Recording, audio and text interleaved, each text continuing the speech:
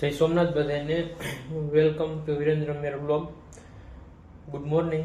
આજે થોડુંક પંજાબમાં વાતાવરણ વરસાદ જેવું હતું અને વાતાવરણ થોડુંક મતલબમાં આપણે વરસાદ કયો એવું હતું. મેં કીધું વિડીયો ઉતારું. અત્યારે વાગ્યા છે સવારના 9 વાગ્યા અત્યારે, પણ અત્યારે વાતાવરણ પંજાબમાં આપણે જે ગુજરાતમાં 7 વાગ્યાનું હોય ને એ ટાઈપનું વાતાવરણ છે. તો મેં કીધું વિડીયો શૂટ કરીએ.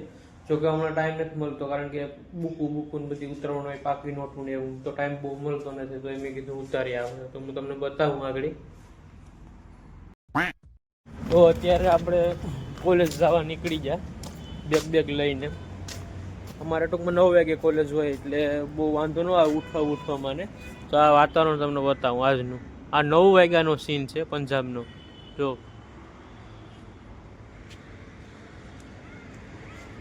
Good morning sir. અને અત્યારે ટૂંકમાં વરસાદ પડવાની આમ ઓલું હતું, છાંટા પડ્યા હતા પણ નોર્મલ પડ્યા હતા. અહીંયા કપડાને બધી વીકું હતી, બધા લઈ લીધું. ટૂંકમાં આપણે એમ થઈ જાય કે વાડી વરસાદ આવશે જોરદાર, પણ ન આવ્યો. બાકી અહીં શિયાળામાં વરસાદ આવે ખરી. કદાચ જો આ ઓલી થારને ઝૂમ કરું તો એની ઉપર તમને દેખાય તો છાંટા તો દેખાય, થારની ઉપર છાંટા પડ્યા હોય એવું. એ અત્યારનું સીન છે. અમારે BMSનો ક્લાસ છે. આ જ્યારે સર મેડમ ક્લાસ બદલે ત્યારે આવું વાતાવરણ હોય, આવી પરિસ્થિતિ હોય છે. ગુડ આફ્ટરનૂન બધાને. અત્યારે બપોરના વાગ્યા 1.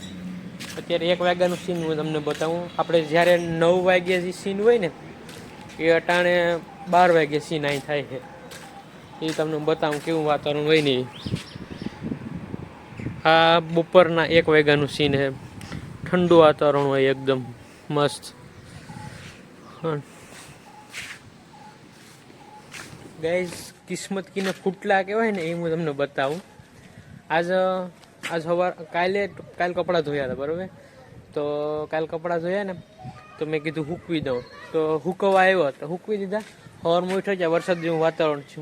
અત્યારે બપોરે આવ્યો તો તડકો નીકળ્યો.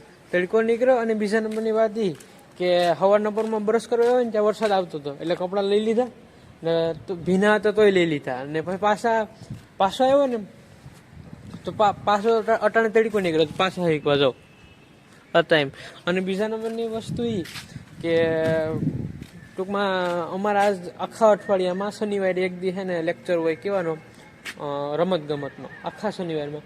એમાંય આજ ગ્રાઉન્ડમાં આ ભાઈએ જે અમારો ઓલો છે ને પાણી પાવાવાળો, અહીંયા પાણી મેલી દીધું. જો આજ એક દિવસ હોય રમવાનો લેક્ચર, એમાંય આવું થાય છે. આને કહેવાય કિસ્મત ફૂટલા. ગાઈઝ, હું તમને મારું જમવાનું બતાવું. આ છે અમારું જમવાનું. પછી આ છે રાયતું. આમાં દહીં આયરે કંઈક પ્રોસેસ કરેલું હોય, શું હોય ખબર નહીં, ભાવે સારું है. और ये पानी है, ऐसा विराट बोल रहा हूँ और मैं भी बोल रहा हूँ. और આ શેણામાં મતલબમાં શું કહેવાય કે આ ઓરિયો બિસ્કિટ તો અમે પોતાનું લીધું. બાકી બસ અમારા અહીં આંટી છે ને પાણી નાખવાનું કોઈ ભૂલે જ નહીં, બાકી બધું ભૂલી જાય. પાણી એમાં શું કહેવાય કે આ બધી એટલે હું ફોડવા, આપણે રીંગણાનું શાક હોય તો ફોડવા નાખવાનું ભૂલી જાય, પણ પાણી નાખવાનું ન ભૂલે. જો હેલો દોસ્તો, ગુડ મોર્નિંગ. અત્યારે રવિવાર છે ને હું આજ 12 દૂધ લેવા જતો હતો. તો અત્યારે અહીં પંજાબમાં કટરની તૈયારી ચાલુ થઈ ગઈ છે, હું તમને બતાવું. ને અહીંયા તો અત્યારે ઘઉં તો તૈયાર નથી છે, પણ આ લોકો ક્યાં જતા હોય ખબર નહીં. જો કટરની ફૂલ તૈયારી. હું દૂધ લેવા આવ્યો હતો, એક નવો જુગાડ મેં જોયો.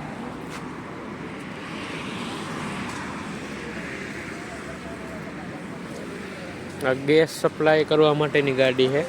હજી પણ કાવાસાકી અહીં આ લોકો વાપરે છે. આપણે કાવાસાકી નાબૂદ થઈ ગઈ. તો ગાઈઝ, અમારે અહીં એક સિંગરમાં ઇન્ટરેસ્ટિંગ પર્સન પણ છે અમારી પાસે. અમારે અહીં BMSમાં જાજા કોઈકનું ડ્રોઈંગમાં સારું કામ હોય, કોઈકનું સિંગિંગમાં કામ સારું હોય. તો ઘણાને મ્યુઝિક વગાડવામાં હોય, તેવી રીતના અમારે કંઈક નમન મહેતા કરીને હે, એ વધારે બહુ ગિટાર વગાડે. તો એનો આજ હું બપોરે આટા મારતો હતો તો એ ભાઈ વગાડતો હતો, તો એનો પણ મેં વ્લોગમાં લઈ લીધું.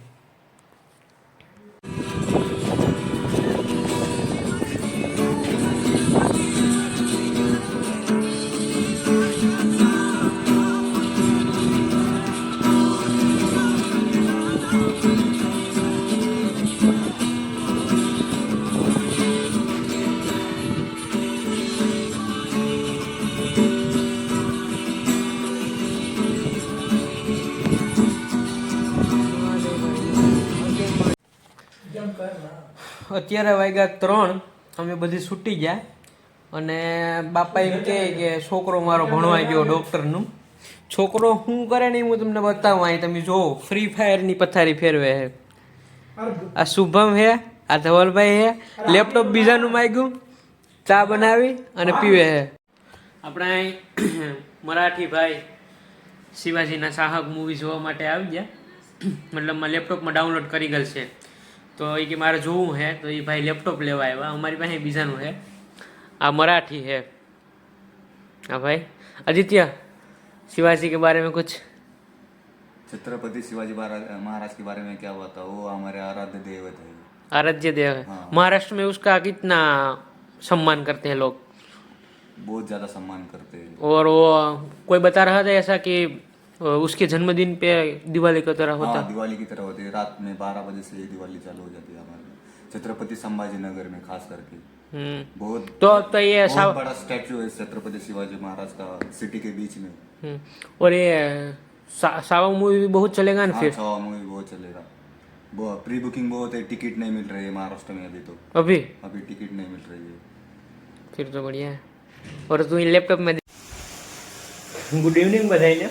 આજે પહેલી વાર પંજાબમાં આવી છે જમવાનું બનાવવાની ટ્રાય કરી કે ભાઈ આજે આવી છે જમવાનું બનાવીને. તો આપણા કારીગર છે ધવલભાઈ.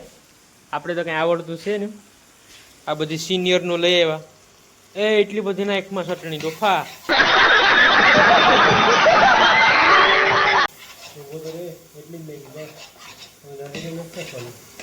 અમારા સિનિયરનું લઈ આવ્યા ધવલભાઈ, અમારા કારીગર હે. જિંદગીમાં પહેલી વાર એમ કહો ને કે આઈ છે બનાવ્યું, બાકી અત્યાર સુધી જ્યાં હોસ્ટેલમાં રહ્યા અહીંયા સારી હોસ્ટેલમાં રહ્યા. આ પહેલી વાર અહીંયા ભટકાણા એવું હે. ધવલભાઈ બનાવે, આને હું કોઈ રસો રાખો વધારે તો સારી વાત છે. આ ઇન્ડક્શન છે એ પણ સિનિયરનું છે. આ ટોપડી બોપડી બધી સિનિયરની છે.